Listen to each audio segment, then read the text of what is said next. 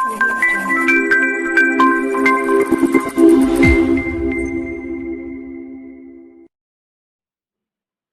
Guys, good morning. કેમ છો? મજામાં? વેલકમ ટુ અવર આવિષ્કાર academy and over the world of maths. આપણા મેથ્સની દુનિયામાં પાછા આવી જાઓ. ચલો, હવે ગયા લેક્ચરમાં આપણે ચેપ્ટર નંબર 10 એની શરૂઆત કરી હતી અને પહેલો લેક્ચર ગઈ વખતે પૂરો કર્યો હતો, જેમાં આપણે સદિશો, સદિશોના પ્રકાર, અદિશ કોને કહેવાય, સદિશ કોને કહેવાય એ પણ જોયું હતું. સદિશોના પ્રકાર જોયા હતા, અલગ અલગ સદિશો જોયા હતા: એકમ સદિશ, શૂન્ય સદિશ, સમરેખ, સમાન, સદિશનો વિરોધી સદિશ, પછી સમઉદ્ભવ સદિશો, એ બધી જ વસ્તુઓ આપણે જોઈ હતી. બરાબર. હવે આપણે થોડા નવા ટોપિક ઉપર જઈએ છીએ. પાછળ નવી એક વસ્તુ સ્ટાર્ટ કરી કે જેમાં આવે છે સદિશોનો સરવાળો. હા, જેમાં આપણે બોલીશું સદિશોના સરવાળા વિશે. પછી સદિશોના ગુણધર્મ વિશે પણ આપણે ચર્ચા કરી ગયા હતા. ફરી સદિશોના ગુણધર્મો ઉપર પણ આપણે ચર્ચાઓ કરી જ ગયા હતા. ઓકે, તો સૌથી પહેલા હવે અહીંયા જોઈએ સદિશ સરવાળો. સદિશનો સરવાળો. ચલો ધ્યાન રાખો. ઓકે, હવે કેવી રીતે જોવાનું? બે સદિશોનો સરવાળો કેવી રીતે કરવાનો તેના ઉપર ચર્ચા કરીએ છીએ કે જો બે સદિશો a બાર અને b બાર હોય તો a બાર અને b બાર હોય તો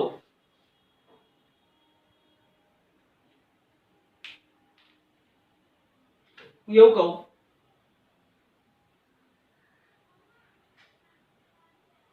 અહીંયા કોઈ એક સદિશ છે a અને અહીંયા બીજો કોઈ સદિશ છે b. બરાબર. તો આનો પરિણામી સદિશ અહીંયાથી આ કયો મળશે? a બાર વત્તા b બાર થશે. ઠીક આવું. હા, આપણે અહીંયા શું મળશે? a બાર વત્તા b બાર. ઓકે, તો તેમનો સરવાળો સદિશ a વત્તા સદિશ b વડે દર્શાવાય. ચલો, ક્લિયર? આ વસ્તુ આપણે જોઈ લીધી. ઓકે, હવે આમાં જ તદ ઉપરાંત જો હું એવું કહી દઉં, જો આ સદિશ છે b, ફરી એકવાર આ સદિશ છે b, એનો વિરોધી સદિશ હું લઈ લઉં, એ કેવો હશે? અહીંયાથી આમ હશે. આ સદિશ b છે તો આ કયો સદિશ હશે? એની જ વિરુદ્ધ દિશામાં હોય એટલા જ માનવાળો. એટલે આ શું થશે? માઈનસ સદિશ b. શું થશે? માઈનસ સદિશ b. તો આ જે સદિશ મળશે એ કયો મળશે? હા, સદિશ a થી માઈનસ b. તો બંનેનો સરવાળો કરો. સદિશ a અને માઈનસ b સદિશનો સરવાળો. ક્લિયર? સદિશ a અને માઈનસ b સદિશનો સરવાળો. ક્લિયર? એટલે આ રીતે આખી વસ્તુ બતાવી શકાય. ઓકે, તો આ થઈ ગયો સદિશોનો સરવાળો, એટલે સરવાળા માટેનો નિયમ. હવે આમાં જ આવે છે સદિશો માટે સમાંતર બાજુ ચતુષ્કોણનો નિયમ.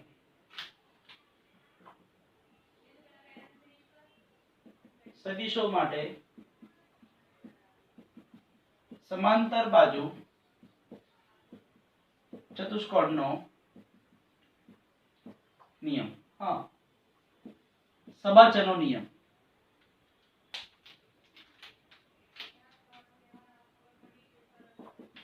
જો કોઈ સદિશો a અને b માટે, તમે જો અહીંયા સિચ્યુએશન કેવી બને છે. આ છે સદિશ a અને અહીંયા કોઈ એક સદિશ છે b. ઓકે, તો હવે શું કરવાનું? આ જે સદિશ છે એ જ દિશામાં એટલા જ માનવાળો ફરીથી સદિશ એ લેવાનો જ્યાં સદિશ b પતે છે ત્યાં. ઓકે, એટલે અહીંયાથી આમ લઈ લઉં છું.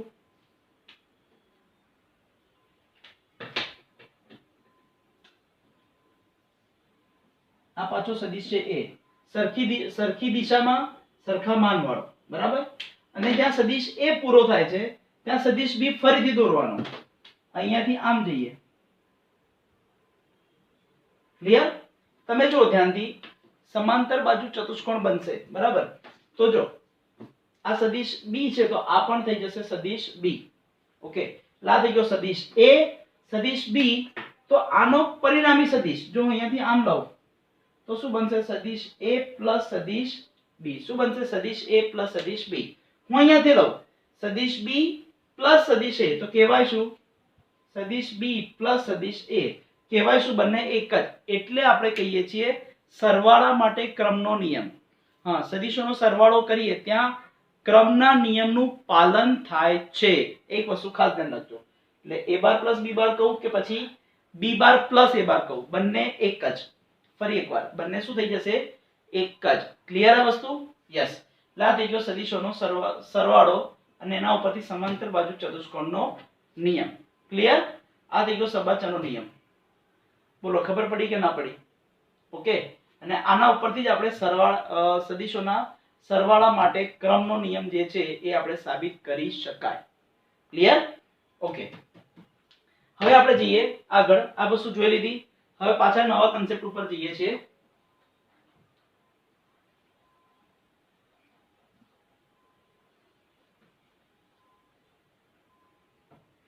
હવે આપણને એકમ સદિશ તો લેતા આવી ગયો છે. કોઈ પણ સદિશ એટલે એકમ સદિશ એટલે શું? કે જે સદિશના માનાંકનું મૂલ્ય 1 એકમ હોય આપણે એને કહીએ છીએ એકમ સદિશ. ક્લિયર? ઓકે. તો હવે વાત કરીએ સદિશની દિશામાંનો એકમ સદિશ.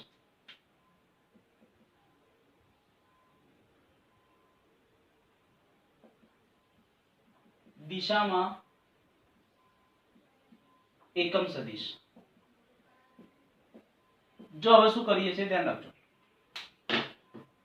જો કોઈ સદિશ x બાર હોય તો x બાર ની દિશામાં k માન વાળો એકમ સદિશ. ઓકે. x બાર ની દિશામાં k માન વાળો એકમ સદિશને x કેપ વડે દર્શાવાય છે. હા, x બાર ની દિશામાં, હા દિશામાં હોય તો પ્લસ, વિરુદ્ધ દિશામાં હોય તો માઈનસ. કેટલા માન વાળો છે? k માન વાળો. એટલે આગળ ખાલી k ગુણી નાખવાના. જેમ કે તો x cap equal to x bar ની દિશામાં k માન વાળો એટલે k ઇન્ટુ એની દિશામાં એટલે x bar upon mod x બાર. ઓકે. લા થઈ ગયો એનું સૂત્ર. હા, x બાર ની દિશામાં એકમ સદિશ કેટલા? k માન વાળો એટલે x bar upon mod x બાર એટલે k into x bar upon mod x બાર. ફરી k into x bar upon mod x bar. Clear? Okay. હવે આમાં જ આગળ જઈએ. આનું એક્ઝામ્પલ લઈ લઈએ અને એવું કહી દઉં x બાર ની વિરુદ્ધ દિશામાં k માન વાળો એકમ સદિશ. હા, x બાર ની વિરુદ્ધ દિશામાં k માન વાળો એકમ સદિશ. તો આપણે એને કહીશું x cap is equal to minus k into x bar upon mod x bar. Minus k into x bar upon mod x bar. Minus k into x bar upon mod x bar. આ થઈ ગયો x cap is equal to minus k. બોલો, ખબર પડી? આ okay. ચાલો, લાદો k into x bar upon mod x bar minus k into x bar upon mod x bar. Clear આ વસ્તુ? યસ. એટલે દિશામાં હોય તો પ્લસ k, વિરુદ્ધ દિશામાં હોય તો માઈનસ k. ચલો આપણે એનું એક એક્ઝામ્પલ લઈ લઈએ કેવી રીતે લખવાનું. જો કોઈ સદિશ આપેલો હોય x બાર, આપણે લઈ લઈએ કોઈ પણ લઈ લઈએ. સપોઝ -304 ની દિશામાં 5 માન વાળો એકમ સદિશ. અંદાજે કોઈ લીધું છે આ 0. x bar is equal two -304 ની દિશામાં 5 માન વાળો એકમ સદિશ. ની દિશામાં કહું છું 5 માન વાળો. તો શું લખવાનું? તો સૌથી પહેલા આપણે શું કરીશું? મોડ x બાર શોધી લો. વર્ગમૂળમાં -3 નો વર્ગ 9, 0 નો વર્ગ 0, 4 નો વર્ગ એટલે 16, 16 ને 25, 25 નું વર્ગમૂળ એટલે કે 5. તો લખવાનું હવે x cap is equal to, અને અહીંયા કેટલા માન વાળો છે 5, એટલે k બરાબર શું લઈ લઈશું 5, એટલે k into x bar upon mod x bar. તો શું લખીશું અહીંયા માટે x cap is equal to k એટલે શું છે 5 ઇન્ટુ x બાર એટલે -304 અપોન મોડ x બાર. મોડ x બાર કેટલા છે? ચાલો આપણે અહીંયા બીજું કોઈ લઈ લઈએ. આપણે k બરાબર લઈ લઈએ 3. ત્રણ માન વાળો એકમ સદિશ લઈ લઈએ. ચલો તો અહીંયા એટલે અલગ અલગ વસ્તુ દેખાય એના માટે 3, અને આ કેટલું છે જવાબ 5. ઓકે, બસ તમે આનું આ રહેવા દેશો તો પણ ચાલશે, નહીં તો આને હું અંદર ગુણી નાખું તો પણ ચાલશે. એટલે શું થશે? 3 અંદર ગુણી નાખો -9 0 અને 3 ચોક 12 છેદમાં શું છે 5. તમે આ રીતે લખશો તો પણ ચાલશે, અને આ 5 બધાને 5 વડે ભાગી નાખો તો પણ ચાલે. -9 છેદમાં 5 0 અને 12 છેદમાં 5, 0 છેદમાં 5 એટલે 0 થાય. એટલે x બાર ની દિશામાં k માન વાળો એકમ સદિશ, ની દિશામાં એકમ સદિશ, ની દિશામાં એકમ સદિશ એટલે પ્લસ k લેવાનો આગળ, અને બાકીનું x bar upon mod x બાર. શું બોલવાનું? x બાર ની દિશામાં એકમ સદિશ એટલે x bar upon mod x bar. ની દિશામાં હોય તો પ્લસ, વિરુદ્ધ દિશામાં હોય તો માઈનસ. જો અહીંયા ખાલી આટલું લખી દઉં, x બાર ની વિરુદ્ધ દિશામાં 3 માન વાળો, તો અહીંયા શું લખવાનું? -k. અહીંયા શું આવશે? -3. -3 પછી અંદર ગુણી નાખવાના. બસ આટલો જ ફરક છે. ઓકે, ની વિરુદ્ધ દિશામાં હોય તો -k, દિશામાં હોય તો +k. પછી જેટલા માન વાળો હોય એટલા. બોલો ખબર પડી કે ના પડી? ક્લિયર? આટલા માન વાળો એકમ સદિશ એટલે કે k * x bar upon mod x બાર, વિરુદ્ધ દિશામાં હોય તો -k * x bar upon mod x બાર. શબ્દ પકડી રાખો. ની દિશામાંનો એકમ સદિશ એટલે x bar upon mod x બાર. સદિશ અને એના જ માનાંક વડે એને ભાગી નાખવાનો. સદિશ છેદમાં એ સદિશનો માનાંક. બોલો પડી ખબર? એટલે આને કહેવાય આપેલા સદિશની દિશામાંનો એકમ સદિશ. ક્લિયર? અને આ જ કન્સેપ્ટનો ઉપયોગ કરીને આપણે હવે બીજા નવા ટોપિક જોઈશું, જે છે સદિશની દિક કોસાઇન, દિક ખૂણા અને દિક ગુણોત્તર. એટલે દિક ગુણોત્તર કહો કે દિક ખૂણાકો બંને એક જ છે. આપણે એની ચર્ચા કરીએ. ચલો હવે વાત કરીએ છીએ સદિશની દિક કોસાઇન. ઓકે, ચલો દિક કોસાઇન તથા દિક ખૂણાઓ. દિક કોસાઇન અથવા દિક ખૂણા, આપણે આની વાત કરીએ. ઓકે, ચલો જો હવે વાત કરું. કોઈ પણ સદિશ આપેલો હોય, કોઈ સદિશ x બાર માટે દિશામાંનો એકમ સદિશ.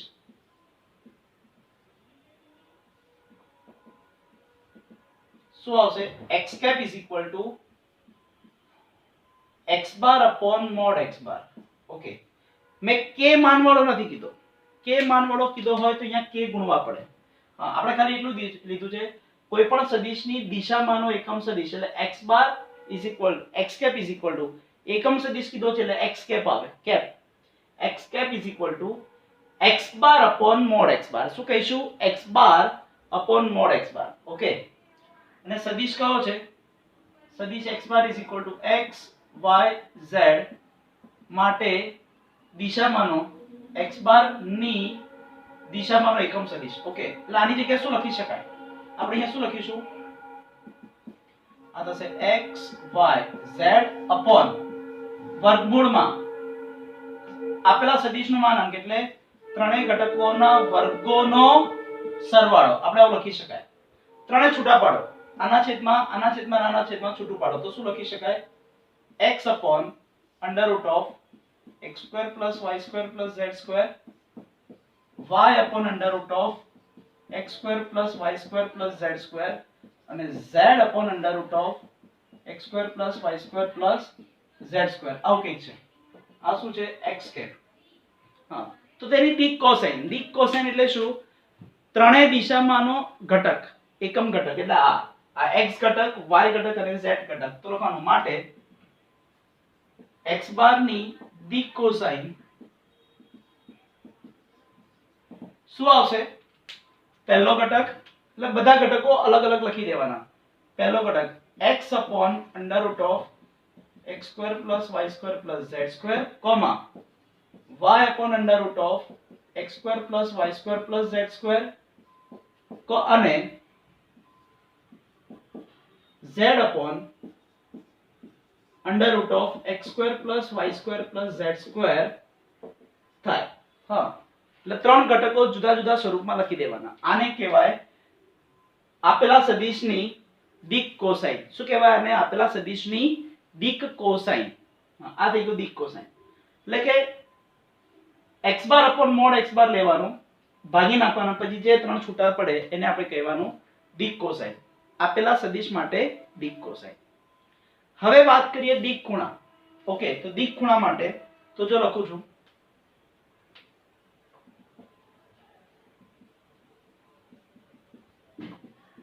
દિક ખૂણા માટે હું એવું કહી દઉં,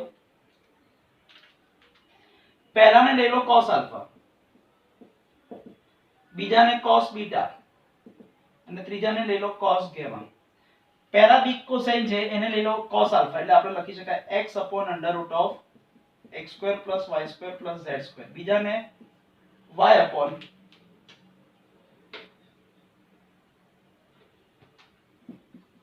cos બીટા, બીજાને y upon under root of x square plus y square plus z square અને cos gamma, ત્રીજું z upon under root of x square plus y square plus z square. Okay, આ ત્રણે લઈ લીધું. તો દિક ખૂણા માટે લખવાનું માટે આલ્ફા બરાબર શું થશે? cos સામે જશે તો શું થશે? cos inverse x upon under root of x square plus y square plus z square. Beta बराबर बीटा बराबर cos inverse y upon under root of x square plus y square plus z square અને gamma is equal to cos inverse z upon under root of x square plus y square plus z square. Okay, આ થઈ ગયા alpha દિક ખૂણો. આ પણ થઈ ગયો દિક ખૂણો. બોલો ક્લિયર આ વસ્તુ? એટલે કે દિક કોસાઇન, કોસાઇન એટલે કે cos, બરાબર. દિક કોસાઇન કોને કહેવાય? કે આપેલા સદિશની દિશામાંનો જે એકમ સદિશ હોય એના ત્રણેય ઘટકોને cos સાથે સરખાઈ દેવાના. cos આલ્ફા, cos બીટા અને cos ગેમા સાથે સરખાઈ દેવાના અને એના પરથી જે ખૂણો મળે આલ્ફા, બીટા અને ગેમા આપણે એને કહીશું દિક કોસાઇન. બોલો પડી ખબર? ઓકે, હા. હવે બીજી વસ્તુ, આ દિક કોસાઇન ને આપણે L, M અને N પણ લઈ શકાય. ઓકે, હવે બીજી વસ્તુ ખાસ, હવે આમાં જ હું આના માટે એક વસ્તુ કરું કે હવે ત્રણેયનો સરવાળો કરો. ચલો, cos square alpha plus cos square beta plus cos square gamma, તો શું થશે? આનો સ્ક્વેર કરો, આનો સ્ક્વેર કરીશ એટલે x square upon x square plus y square plus z square. cos square beta, આનો સ્ક્વેર કરો, y સ્ક્વેર upon રૂટ નો સ્ક્વેર થતો રહેશે એટલે ફક્ત વધશે x square plus y square plus z square અને ત્રીજું આનો સ્ક્વેર એટલે z square upon x square plus y square plus z square. Clear? જો ત્રણેયનો છેદ સમાન છે, લસા લઈ લો. લસા લઈશું એટલે શું થશે? x square plus y square plus z square આવું થશે. ત્રણનો અંશનો સરવાળો એટલે x square plus y square plus z square આવું થશે. ઉડી જશે એટલે શું આવી જશે? 1. હા, એટલે અહીંયા થશે શું? 1. બોલો ક્લિયર? એટલે ફાઇનલી જવાબ શું આવ્યો? cos square alpha. so therefore cos square alpha plus cos square beta plus cos square gamma that is equal to 1. અને આ એક પરિણામ છે જે તમારે યાદ રાખવું પડશે. દિક કોસાઇન માટે આ પરિણામ તમારે કમ્પલસરી યાદ રાખવું પડશે. ક્લિયર? ઓકે, અને આને જ જો હું સાઇન માં ફેરવી દઉં તો શું થશે? cos square alpha એટલે 1 minus sin square alpha, cos square beta એટલે 1 minus sin square beta અને cos square gamma એટલે 1 minus sin square gamma that is equal to 1. બોલો ખબર પડી? આ હવે જો હું શું કરીશ, 1 plus 1 plus 1 that is equal to 3.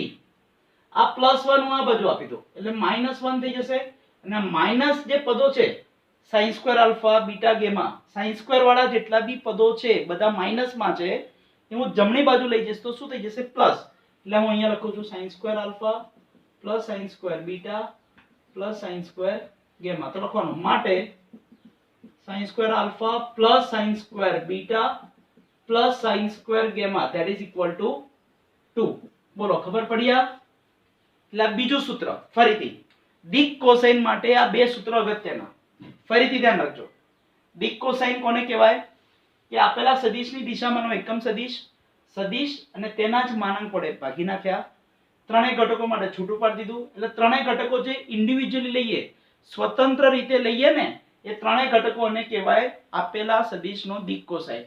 દિક cosine છે ત્રણેયને cos સાથે સરખાવી દો cos આલ્ફા cos બીટા અને cos ગેમા સાથે આપણે સરખાવી દઈએ તો જે એના ઉપરથી મળશે આલ્ફા બીટા અને ગેમા એ આલ્ફા બીટા અને ગેમા એ શું થઈ ગયા દિક ખૂણાઓ એને શું કહેવાય દિક ખૂણા બરાબર અને એ cos આલ્ફા બીટા ગેમા ઉપરથી ત્રણેયના વર્ગોનો સરવાળો કરું તો આપણે જવાબ શું લાવ્યા 1 એટલે એના ઉપરથી મસ્ત પરિણામ આપણને મળ્યું cos square alpha plus cos square beta plus cos square gamma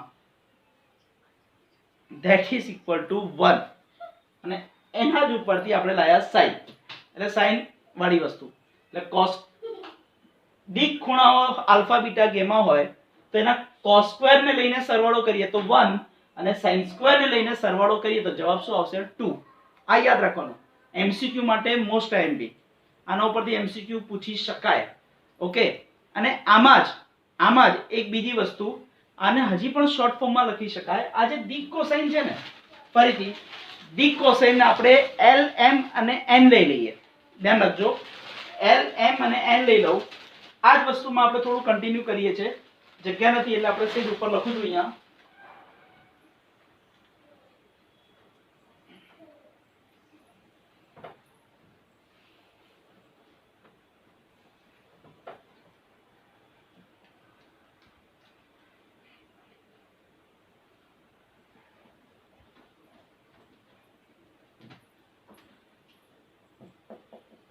remember આ વસ્તુ યાદ રાખજો આનો ઉપયોગ આપણે દાખલામાં કરવાના છીએ ઓકે કે જો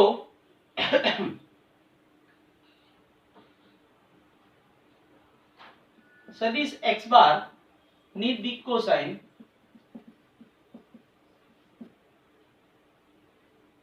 L M અને N હોય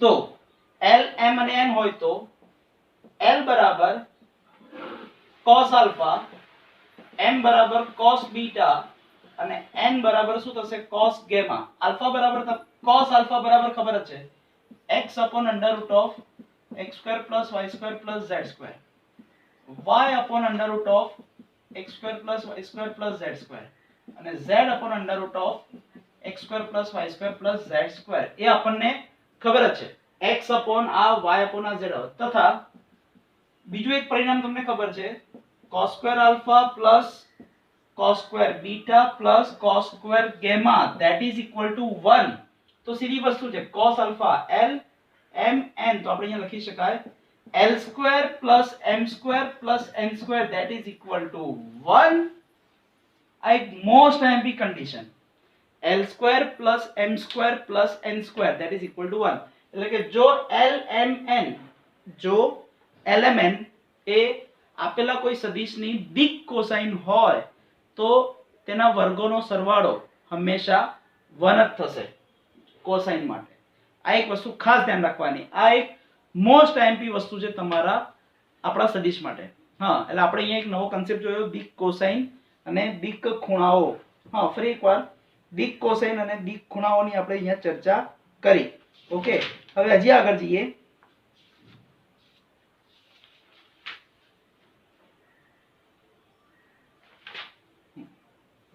ઓકે અને હા અહીંયા આપણે cos આલ્ફા cos બીટા અને cos ગેમા લીધું છે તો આના માટે એક મોસ્ટ IMP કન્ડિશન કે જ્યાં આલ્ફા બીટા અને ગેમા શું હશે બિલોંગ્સ ટુ 0 થી પાઈ આ એક કન્ડિશન ખાસ યાદ રાખવાની કે ત્રણે ક્યાં હશે alpha beta gamma belongs to 0 to pi okay, આ એક વસ્તુ ખાસ યાદ રાખીશું. હા, ઓકે. તમે જોયું ને અહીંયા cos આલ્ફા બરાબર શું હતું? આ તો સીધી વસ્તુ છે, આપણે આમ લઈ જઈએ તો શું લખીશું? આલ્ફા બરાબર cos inverse x upon under root of x square plus y square plus z square થાય ને આવું?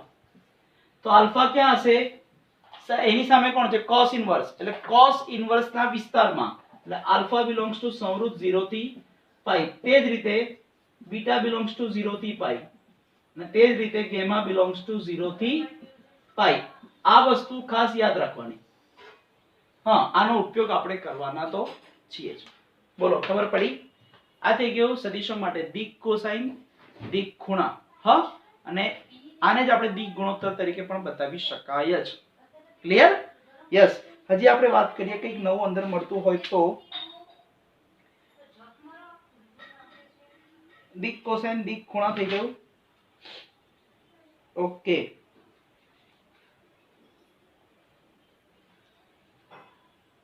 ચલો બોલો, ખબર પડ્યા? 100%? યસ. તો ચલો જઈએ હવે એના પછીના નવા ટોપિક ઉપર. હવે જોઈએ સદિશના ઘટકો.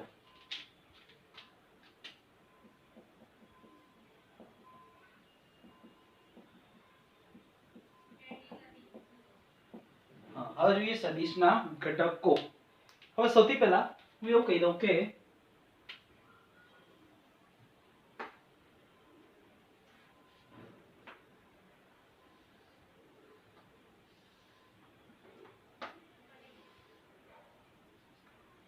આ શૂન્ય સદિશ O, આ x, y, આ z, બરાબર?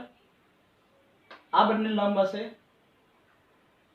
આ આને લંબ હશે અને આ આને લંબ હોય. એટલે બંને બધા x y લંબ, y z લંબ અને z x લંબ પરસ્પર એકબીજાને લંબ હોય જ. તો અહીંયા એક બિંદુ લઈ લઉં છું A. અહીંયાથી આટલો સદિશ, આનું અંતર કેટલું છે? 1 એકમ. અહીંથી આટલું 1 એકમ ઉપર આ B, આ પણ છે 1 એકમ અને અહીંયા હું લઈ લઉં છું C. આનું પણ અંતર કેટલું છે? 1 એકમ. x દિશામાં છે એટલે આપણે આને કહીશું 1 0 0. આ y દિશામાં છે એટલે કે 0 1 0 અને આ z દિશામાં છે એટલે કે 0 0 1. x ઘટક તમે ફિઝિક્સમાં ઓલરેડી તમે ભણેલા છો. i j k, x માનો x દિશામાંનો એકમ ઘટક i cap, j cap અને k cap. ઓકે, એટલે આપણે અહીંયા શું કહીશું? x દિશામાંનો એકમ સદિશ એટલે આપણે કહીશું i cap. y માં હોય તો j cap અને z માં હોય તો k cap. હા, i cap, j cap અને k cap. ઓકે, કોઈ પણ સદિશ હોય તેને દર્શાવવાનું કેવી રીતે હોય? ધારો કે કોઈ સદિશ x bar is equal to x, y, z હોય તો એને આ કયો છે? x ઘટક. એટલે x અક્ષ પરનો ઘટક છે ને, તો આપણે એને આખા આ જે બિંદુ સ્વરૂપે લખીએ છે x, y, z, તો આને આપણે ij ના ફોર્મમાં પણ લખી શકાય આવી રીતે. શું લખાશે? x i cap plus y j cap plus z k cap. એટલે આપણે આ બી લખી શકાય અથવા આ પણ લખી શકાય. બંને વસ્તુ એક જ છે. હા, તમને ઘણી વખત ચોપડીમાં આના સ્વરૂપે પણ આપેલું હોય કાં તો આના સ્વરૂપે પણ આપેલું હોય. બંને વસ્તુ ચાલે. ઓકે, તો ફક્ત જો i cap હોય તો માટે i cap એટલે શું? જેમાં j અને k નથી, ફક્ત i cap એટલે i નો સહગુણક શું આવશે? 1. j અને k નથી એટલે આ થઈ જશે 0 0. j cap એટલે શું થશે? 0 1 0. k cap okay 0 0 1. Clear? Clear આ વસ્તુ? યસ. એટલે i cap, j cap અને k cap આટલી વસ્તુ છે. હા, આ બહુ અગત્યની વસ્તુ, i j અને k. એટલે i એટલે x ની દિશામાંનો એકમ સદિશ, i cap એટલે x અક્ષની દિશામાં x અક્ષ પરનો એકમ સદિશ, j કેપ y અક્ષ પરનો એકમ સદિશ અને k કેપ એટલે z અક્ષ પરનો એકમ સદિશ. આ એક વસ્તુ બહુ અગત્યની જે આપણને આગળ કામમાં આવવાની તો છે જ. બોલો ખબર પડી કે ના પડી? ક્લિયર? ઓકે, હવે જઈએ એના પછીના નવા ટોપિક ઉપર. શું કહે છે જોઈએ, સમજીએ. હવે આઈજે કે કોને કહેવાય એ બી આપણને ખબર પડી ગઈ. હા, બીજી વસ્તુ હવે થોડી પ્રેક્ટિસ કરી લઈએ. શું છે પ્રેક્ટિસના ભાગ સ્વરૂપે? હું એવું કહી દઉં કે કોઈ સદિશ છે x બાર, હું લખું છું 1 3 -5. તને લખાય કેવી રીતે? પહેલો i એટલે 1 * i એટલે i cap plus 3 j cap minus 5 k cap. Okay, પહેલા જોડે i, બીજા જોડે j અને ત્રીજા જોડે k, એવી રીતે ગુણી નાખવાનો એટલે i j k વસ્તુ આવી જાય. ક્લિયર? ઓકે, પછી હું ધારો કે એવું કહું કે y cap = -2 j cap plus 3 k cap. આવું આપેલું છે. -3 -2 j પ્લસ 3 k. હવે અહીંયા i તો છે જ નહીં, i નથી એટલે i નો સહગુણક શું લઈ લેવાનો? 0. એટલે આપણે એમ લખીશું શું કેવી રીતે? 0. j નો સહગુણક એટલે -2 અને k નો સહગુણક 3. એટલે આપણે લખાય આવી રીતે. હજી આગળ ત્રીજો કોઈ સદિશ છે z, 5i - 6j. તો શું લખાશે? i એટલે પહેલું x ઘટક, j એટલે y ઘટક અને k એટલે z ઘટક. i નો સહગુણક 5 એટલે અહીંયા લખીશું 5, j નો સહગુણક -6 અને k નથી એટલે આપણે અહીંયા લખી દઈશું 0. ફરીથી હું કહી દઉં કે સપોઝ x બાર ફક્ત 7 k કેપ. તો શું આવશે? જો ફક્ત k છે એટલે z ઘટક આવ્યો, i નથી, j નથી એટલે x અને y નથી એટલે 0. એટલે આપણે લખી શકાય 0 0 અને k નો એટલે આ થશે 7. બોલો, સિમ્પલ, સાવ એકદમ ઈઝી વસ્તુ થઈ ગઈ. ઓકે, એટલે ij કે ને બિંદુ સ્વરૂપે અને બિંદુ સ્વરૂપમાંથી ij કે સ્વરૂપમાં કેવી રીતે લખવાનું એનો આપણે આખો ખ્યાલ આવી ગયો. એટલે હવે રકમમાં ક્યાંય કન્ફ્યુઝન નહીં થાય. ij કે આપેલું છે કે બિંદુ સ્વરૂપે આપેલું છે એ બહુ અગત્યનું છે. ક્લિયર? 100% ફાવે?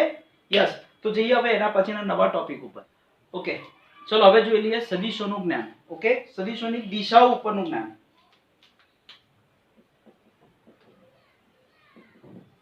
દિશાઓ ની સમજ.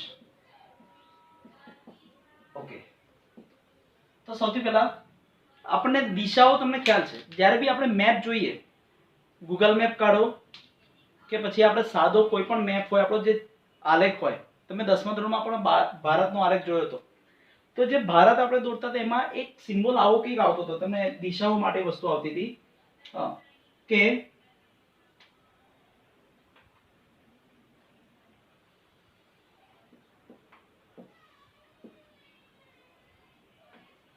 ઓકે, શું આવશે અહીંયા? ઉત્તર, દક્ષિણ, પૂર્વ અને અહીંયા આવશે પશ્ચિમ. ઉત્તર એટલે નોર્થ, દક્ષિણ એટલે સાઉથ, પૂર્વ એટલે ઈસ્ટ અને પશ્ચિમ એટલે વેસ્ટ. હા, આપણે બોલાશે શું? ઉત્તર, દક્ષિણ, પૂર્વ, પશ્ચિમ. ઓકે, એટલે આપણે યાદ કેવી રીતે રાખવાનું? આપણે જ્યારે બી બોલતા હોય, માથા ઉપર ઉત્તર, પગ પાસે દક્ષિણ, આપણો જમણો હાથ છે ઉત્તર દક્ષિણ, પછી જમણો હાથ પૂર્વ પશ્ચિમ. એક આ સિક્વન્સ યાદ રાખો. ઉત્તર, દક્ષિણ, પૂર્વ, પશ્ચિમ. જમણા હાથથી શરૂઆત કરવાની. ઉત્તર, દક્ષિણ, પૂર્વ, પશ્ચિમ. આ એક વસ્તુ ખાસ. અને આ છે ઉગમ બિંદુ, ધ્રુવ. આપણે આને કહીશું ઉગમ બિંદુ. ઉગમ બિંદુને આપણે કહી શકાય ધ્રુવ. ઓકે, આ એક વસ્તુ ખાસ. હવે તમને ધારો કે એવું કહેવામાં આવે, સવાલ એવો છે, સાંભળજો, મજા આવશે.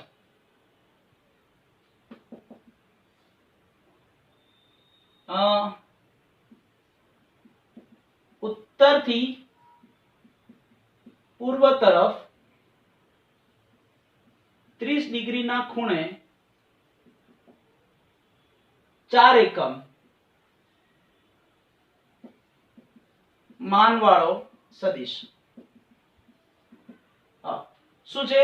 ઉત્તરથી પૂર્વ તરફ 4 એકમ માનવાળો સદિશ. એટલે આપણે એ દોરીશું કેવી રીતે? જો સમજો.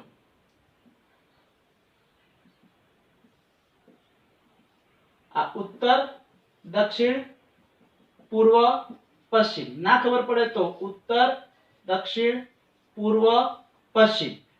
શું કીધું છે? ઉત્તરથી પૂર્વ તરફ. એટલે આપણે ક્યાં જવાનું છે? ઉત્તરથી પૂર્વ તરફ. ઉત્તરથી પૂર્વ તરફ એટલે આપણે આમ જવાનું છે. કેટલો ખૂણો? 30. એટલે અહીંયાથી ખૂણો 30 બનવો જોઈએ. તો જો હવે શું કરું છું? ઉત્તરથી પૂર્વ તરફ ધારો કે આટલો ખૂણો બની ગયો 30. કેટલા માનવાળો?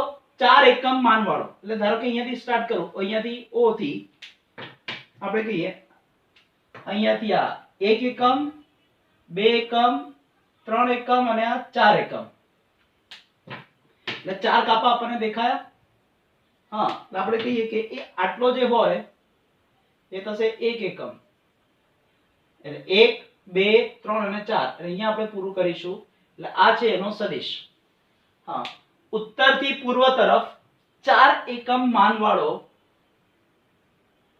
એકમ સદિશ. ચલો ક્લિયર? 4 માનવાળો એકમ સદિશ. હવે બીજું, હજી આગળ જઈએ. હું એવું કહું, પૂર્વથી દક્ષિણ તરફ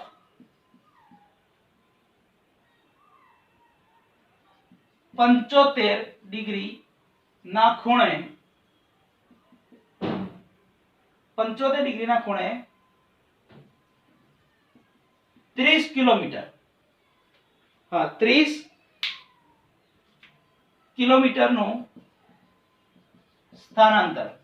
ફરી એકવાર, પૂર્વથી દક્ષિણ તરફ 75 ડિગ્રીના ખૂણે 30 કિલોમીટરનું સ્થાનાંતર. તો હવે આના માટે શું કરીશું? જોજો, મજા આવશે.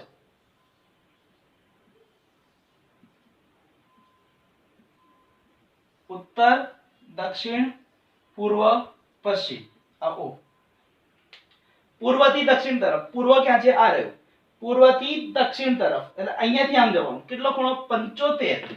તો 75 નો ખૂણો ક્યાં આવશે? છેક અહીંયાથી આમ જવાનું. અહીંયાથી છેક 75 નો ખૂણો એટલે અહીંયા આવશે. કેટલા કિલોમીટર? 30 કિલોમીટર. એટલે આપણે એક કાપાનું માપ હોય ધારો કે 10 કિલોમીટર. એક કાપાનું માપ કેટલું છે? 10 કિલોમીટર. તો આપણે કેટલા કાપા કરવાના? 3. અહીંયાથી આ એક કાપો, 2 કાપો અને આ 3 કાપો. એટલે આ થઈ જશે 30 કિલોમીટર. ના ખૂણો કેટલો છે? 75. અહીંયાથી આમ 75 છે, ધ્યાન રાખજો. બોલો, પડી ખબર? હજી આગળ જઈએ.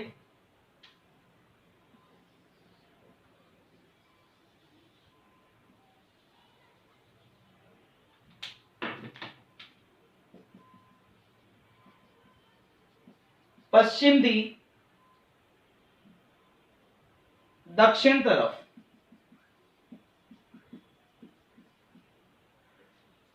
20 ડિગ્રીના ખૂણે 50 કિલોમીટરનું, કાં તો 50 મીટર કહું છું, ચલો મીટરનું સ્થાનાંતર. ફરી બોલું છું, પશ્ચિમથી દક્ષિણ તરફ 20 ડિગ્રીના ખૂણે 50 મીટરનું સ્થાનાંતર. સૌથી પહેલા આપણે અહીંયા આમ આલેખ બતાવી દઈએ.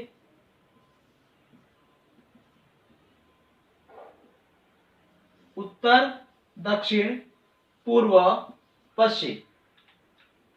પશ્ચિમથી દક્ષિણ તરફ એટલે પશ્ચિમથી દક્ષિણ તરફ એટલે આપણે આમ જવાનું. ઉત્તરથી પૂર્વ, ઉત્તરથી પૂર્વ એટલે આપણે આમ જવાનું.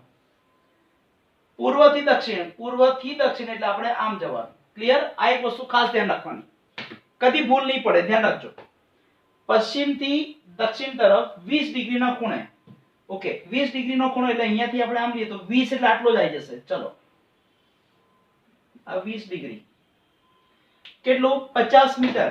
એક કાપાનું માપ કહીએ આપણે તો આપણે કહીએ 10 મીટર. એક કાપાનું માપ 10 મીટર હોય તો 50 મીટર માટે આપણે શું કરવું પડશે? 5 કાપા લેવાના. તો જો અહીંયાથી આ 1, 2, 3 4 5 બસ આટલું અને આ કેટલું માપ હશે 50 મીટર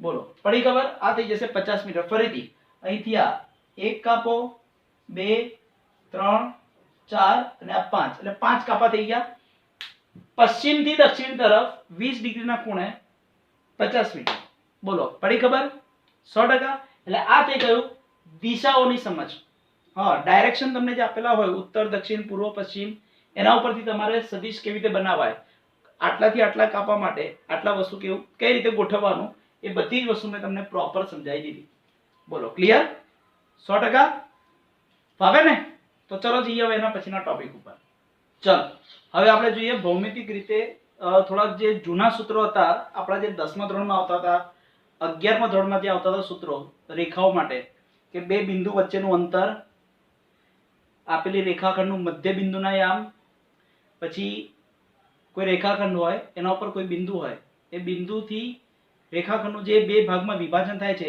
m જેમ n ગુણોત્તરમાં જે વિભાજન થાય છે વિભાજન કરતા બિંદુના યામ એ જે સૂત્ર છે આપણે એના રિલેટેડ પણ આપણે ચર્ચા કરીએ સૌથી પહેલા તો બે બિંદુ વચ્ચેનું અંતર બે બિંદુઓ વચ્ચેનું અંતર તો સદિશની મદદથી કેવી રીતે લેવાનું ધારો કે કોઈ એક પહેલું બિંદુ છે a અને બીજું બિંદુ છે b પહેલું બિંદુના યામ x1 y1 z1 બીજો બિંદુ છે x2 y2 z2 a થી b તરફનો સદિશ હા a થી b તરફનો સદિશ લઈએ તો હવે શું કરીશું તો સદિશ ab એટલે શું પાછળ વાળાના સ્થાન સદિશમાંથી આગળ વાળાનો સ્થાન સદિશ બાદ કરો એટલે શું આવશે b માંથી a ને બાદ કરો x2 x1 y2 y1 અને z2 z1 હા એટલે શું થઈ ગયો સદિશ ab વસ્તુ મળી ગઈ પણ મારે તો શું શોધવું છે a અને b વચ્ચેનું અંતર એટલે કે સદિશની લંબાઈ તો આપણે શું કરવાનું અહીંયા માનાંક લઈ લો મોડ ઓફ ab માનાંકમાં સદિશ ab એટલે વર્ગમૂળમાં x2 x1 નો સ્ક્વેર પ્લસ y2 y1 નો સ્ક્વેર પ્લસ z2 z1 નો સ્ક્વેર આ જ હતું ને જેને આપણે અંતર સૂત્ર પણ કહેતા હતા ઓકે હા કૌંસમાં લખું છું અંતર સૂત્ર ક્લિયર હવે ફાઇનલી સદિશ ab નો માનાંક એટલે આપણે આના બદલે ફક્ત લખી શકાય ab એટલે કે a અને b વચ્ચેનું અંતર વર્ગમૂળમાં આ જે આપેલું છે એનું એ જ x2 x1 નો સ્ક્વેર પ્લસ y2 y1 નો સ્ક્વેર પ્લસ z2 z1 નો સ્ક્વેર ઓકે અને આ થઈ ગયો તમારો ફાઇનલ આન્સર ચલો ક્લિયર આ વસ્તુ ઓકે હવે આગળ જઈએ બે બિંદુઓ ને જોડતા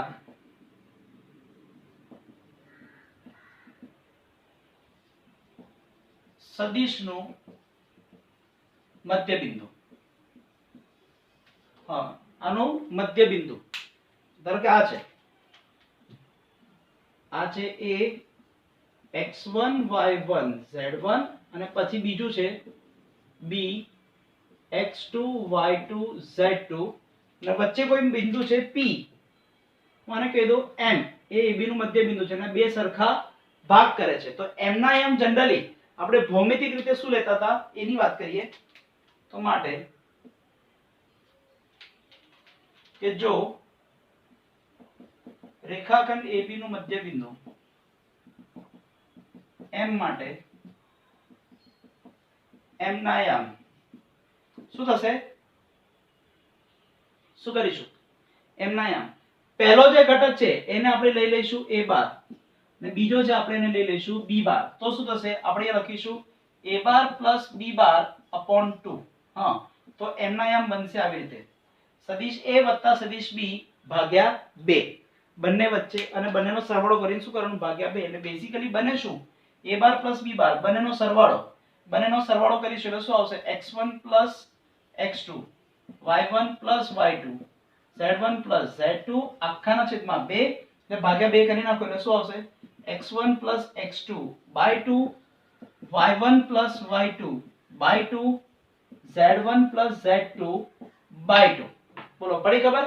એટલે પહેલું બિંદુ a બાર, બીજું બિંદુ b બાર, બંનેનો સરવાળો ભાગ્યા 2 અને આના ઉપરથી તમને મળી જશે મધ્ય બિંદુ m ના યામ.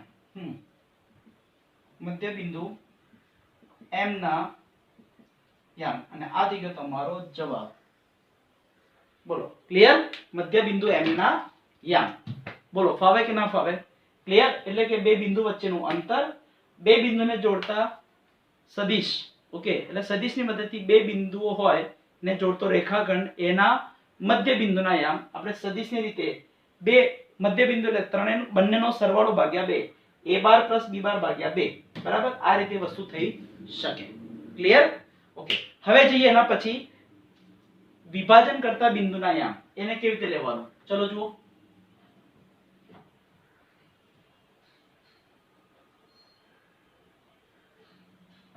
હવે આગળ જઈએ. શું કહે છે અંદર? વિભાજન કરતા બિંદુના યામ.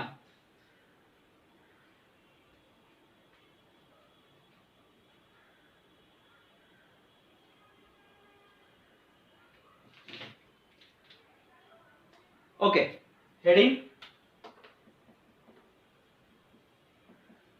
વિભાજન કરતા બિંદુના યામ.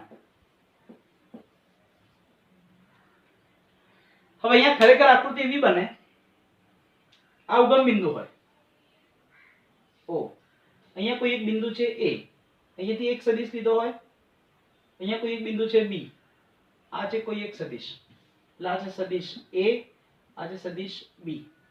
આને જોડતો કોઈ એક રેખાંકન આપણે દોરી દઈએ અને આના ઉપર એક બિંદુ લઈ લઉં છું p અને આપણે આમ જોડી દઈએ. આ શું થશે? સદિશ r. ઓકે, તો બિંદુ p ના કારણે વિભાજન, ધારો કે હું a તરફથી કહું તો આ છે m અને આ છે n. હા, m જેમ n ગુણોત્તરમાં વિભાજન કરે તો શું લખીએ? a ના સદિશ એટલે આપણે આને કહીશું સદિશ a બાર b b બાર અને આ થશે r બાર. એવું પણ આપણે બતાવી શકાય. હા, હવે અહીંયા જો વિભાજન કોણ કરે છે? રેખાખંડ AB નું વિભાજન કોણ કરે છે? P. ને વિભાજન કરતું બિંદુ ક્યાં છે? રેખાખંડ AB ની અંદર. એટલે આપણે આને કહીશું અંતઃ વિભાજન. શું કહીશું? અંતઃ વિભાજન. ક્લિયર? સારું. તો હવે બિંદુ A બાર તથા B બાર ને જોડતા રેખાખંડ AB નું બિંદુ P R બાર A તરફથી m જેમ n ગુણોત્તરમાં વિભાજન કરે છે. તો માટે વિભાજન કરતા બિંદુ P ના યામ શું થશે? સદિશની મદદથી જોવા જઈએ તો સૂત્ર શું આવશે? m b bar plus n a bar upon m plus n. હા, આ સૂત્ર છે. વચ્ચે પ્લસ હોય તો અંતઃ વિભાજન અને બાહ્ય વિભાજન કહું તો શું થશે?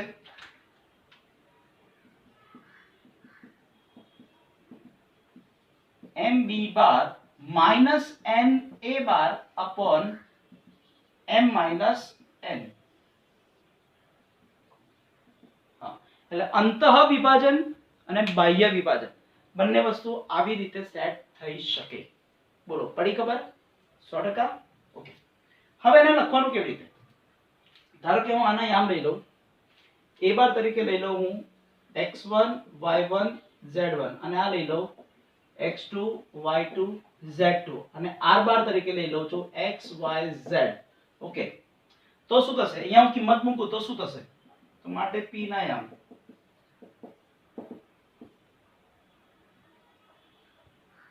m b બાર એટલે x2 y2 z2 plus n a બાર એટલે x1 y1 z1 આખાના છેદમાં m plus n. હવે શું કરું છું જો હું m અંદર ગુણી નાખું છું n અંદર ગુણી નાખું છું પછી બંનેનો સરવાળો એટલે શું કરીશું પહેલા પહેલાનો સરવાળો બીજાનો સરવાળો અને ત્રીજાનો સરવાળો એટલે શું થશે mx2 plus nx1 comma my2 plus ny1 mz2 plus nz1 આખાના છેદમાં m plus n આખાના છેદમાં m plus n. ઓકે હવે શું થશે આને છૂટું પાડી દો એટલે શું લખી શકાય mx2 plus nx1 upon m plus n comma my2 plus ny1 upon m plus n comma mz2 plus nz1 upon m plus n. Okay આ થઈ ગયું વિભાજન કરતા બિંદુ P ના યામ. યાદ છે આપણે ભૌમિતિક રીતે ડાયરેક્ટ આ લખતા હતા mx2 plus nx1 upon m plus n my2 plus ny1 upon m plus n. અને ત્યાં ભૂમિતિમાં આપણે x અને y માટે જ કરતા હતા. આ તો વેક્ટર એટલે સદિશ છે અને 3 ડાયમેન્શન ત્રિપરિમાણીય આવે એટલે અહીંયા z આવે છે ને તો ખાલી x અને y માટે જ આપણે કરતા હતા. ઓકે એટલે કે વિભાજન કરતા બિંદુના યામ જેમાં જો અંતઃ વિભાજન હોય તો અહીંયા વચ્ચે પ્લસ આવે અને બાહ્ય વિભાજન હોય તો અહીંયા વચ્ચે શું આવશે માઈનસ આવશે. આ એક ખાસ અગત્યની વસ્તુ. બોલો ખબર પડી? ઓકે હા એટલે આ જે કન્સેપ્ટ ચાલ્યો આખો ભૂમિતિનો તમે ડાયરેક્ટ અહીંયા પણ કરી શકો અને આના મદદથી પણ કરી શકો. ઓકે એટલે કોની તરફથી છે એ તરફથી વિભાજન કોની તરફથી છે એ તરફથી. હા તો આને પહેલું બિંદુ આને બીજું બિંદુ આ a બાર આ b બાર બરાબર એટલે શું થશે m b bar plus n a બાર એ વસ્તુ થશે. પડી ખબર 100%? યસ. તો હવે અને mb તમને ખબર જ છે અહીંયા ગુણોત્તર કયો છે m છે ને આ ગુણોત્તર m આ n તો m આની સાથે ગુણાય અને n અહીંયા ગુણાય એટલે m b bar plus n a bar always આવી રીતે જ સેટ થાય. ક્લિયર? ઓકે એટલે આ થઈ ગયો વિભાજન કરતા બિંદુના યામ.